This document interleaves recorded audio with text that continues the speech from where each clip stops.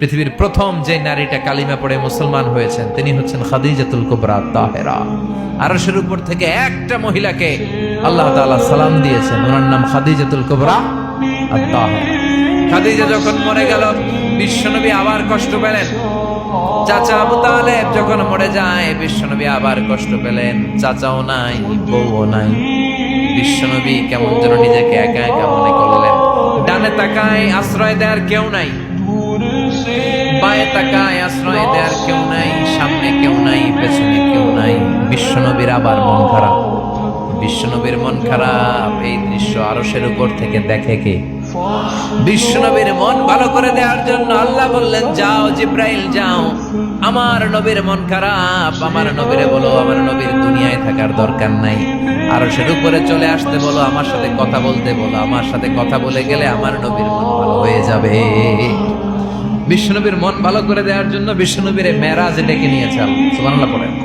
যাও জিব্রাইল, বিশ্বনবীর মন খারাপ আমি টের পাচ্ছি, আর ওনার মন ভালো করার দায়িত্ব আমার, নিয়ে আসো আমার কাছে, আমার সাথে গল্প করে যাবে, মন ভালো হয়ে যাবে। সুবহানাল্লাহ পড়তে পারলেন না? তার মানে যেখানেই নবী চিন্তিত ওইখানেই আল্লাহ সাহায্য আছে না নাই?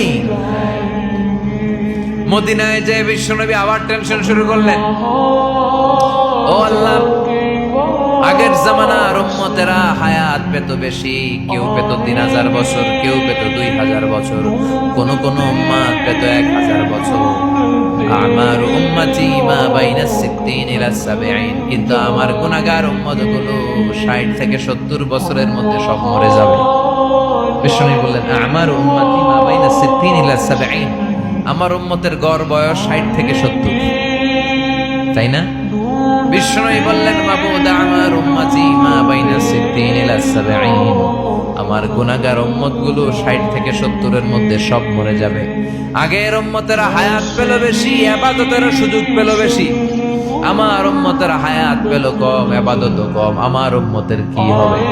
আল্লাহ বললেন, নবী টেনশন করবেন না, ইন্না আনজালনাহু ফি লাইলাতিল কদর ওয়া মা আদরাকা মা লাইলাতুল কদর লাইলাতুল কদরি খায়রুম মিন আলফি শাহর। সুবহানাল্লাহ পড়ে।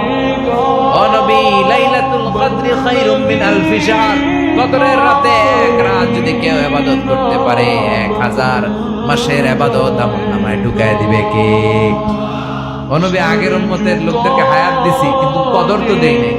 কদর দিছে আপনার উম্মতরে। আপনার উম্মত এক লাইলাতুল কদরে ইবাদত করবে, এই ইবাদত খায়রুম মিন আলফি শাহর, 1000 মাস ইবাদত করলে যেই সওয়াব তার চেয়েও বেশি সওয়াব। চিল্লায় কোন সুবহানাল্লাহ। ফাতারদা শুনে আবার নবী খুশি। সুবহানাল্লাহ পড়েন। ওয়ালা সাউফা